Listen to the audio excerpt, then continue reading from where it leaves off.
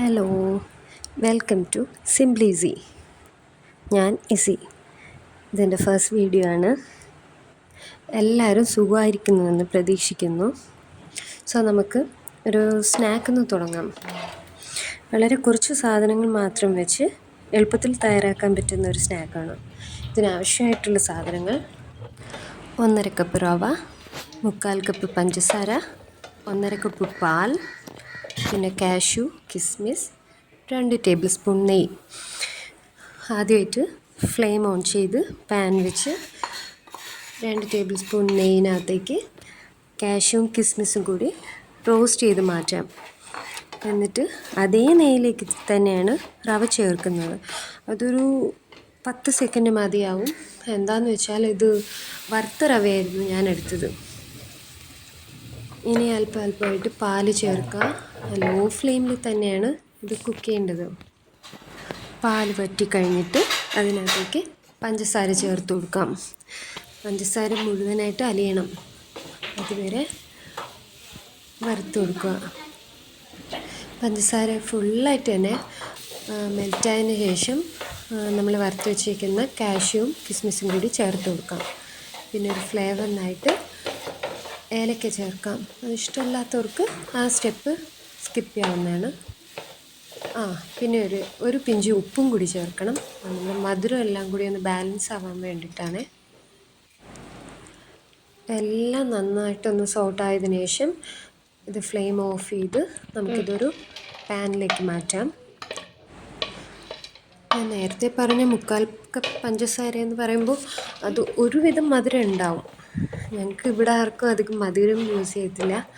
So കുറച്ചുകൂടി മധുരം വേണമെങ്കിൽ നമുക്കൊരു 1 കപ്പ് വരെ മധുരം ചേർക്കാവുന്നതാണ്.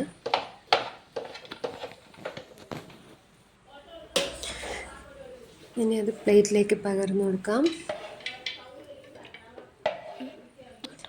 ഇനി ഇതെല്ലാം കൂടി നമുക്ക് ഓരോ ബോൾസ് ആക്കാം. ഇഷ്ടമുള്ള ഷേപ്പിലാക്കാം. ഞാനിത് ബോൾസ് ആക്കുന്നേ ഉള്ളൂ.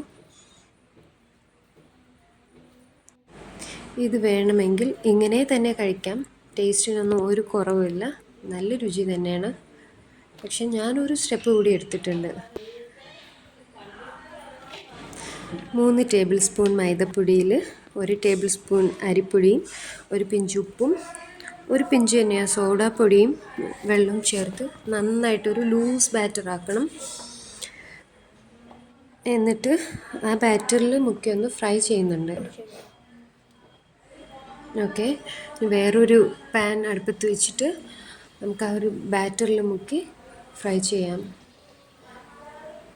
ഇത് 1 മിനിറ്റിനുള്ളിൽ തന്നെ നമുക്ക് കുക്ക് ചെയ്ത് മാറ്റാം. എന്താണെന്ന് വെച്ചാൽ നമുക്ക് ജസ്റ്റ് അതിൻ്റെ കോട്ടിങ് മാത്രം ഒന്ന് ഫ്രൈ ആയി കിട്ടിയാൽ മതി. ഉള്ളിൽ ഉള്ളതൊക്കെ നമുക്ക് വെന്തിട്ടുണ്ടല്ലോ ഓൾറെഡി. പിന്നെ ചേർക്കുന്ന എണ്ണ മാക്സിമം റിഫൈൻ ഓയിൽ ഏതെങ്കിലും എടുക്കാൻ ശ്രമിക്കുക. അധികം എണ്ണ കുടിക്കില്ലല്ലോ. അപ്പോൾ ഓക്കെ, തിരിച്ചും മറിച്ചിട്ട് നമുക്ക് ഫ്രൈ ചെയ്തെടുക്കാം. ഓക്കെ, ബാക്കിയുള്ളത് നമുക്കിതുപോലെ ഫ്രൈ ചെയ്തെടുക്കാം. അപ്പോഴേക്കും നമ്മുടെ ടെസ്റ്റർ എത്തിയിട്ടുണ്ട്. എൻ്റെ മോനായിരുന്നു ടേസ്റ്റ് ചെയ്തിട്ടുണ്ടായിരുന്ന. അവൻ പറഞ്ഞു നന്നായിട്ടുണ്ടെന്ന് പറഞ്ഞു. അതുപോലെ തന്നെ കഴിച്ച എല്ലാവരും പറഞ്ഞു നന്നായിട്ടുണ്ടെന്ന്. നമുക്ക് ട്രൈ ചെയ്ത് നോക്കാം. ശരിക്കും ഇത് നല്ലൊരു സ്നാക്ക് തന്നെയാണ്.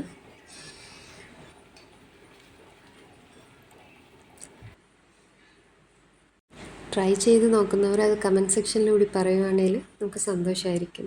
Stay happy, blessed.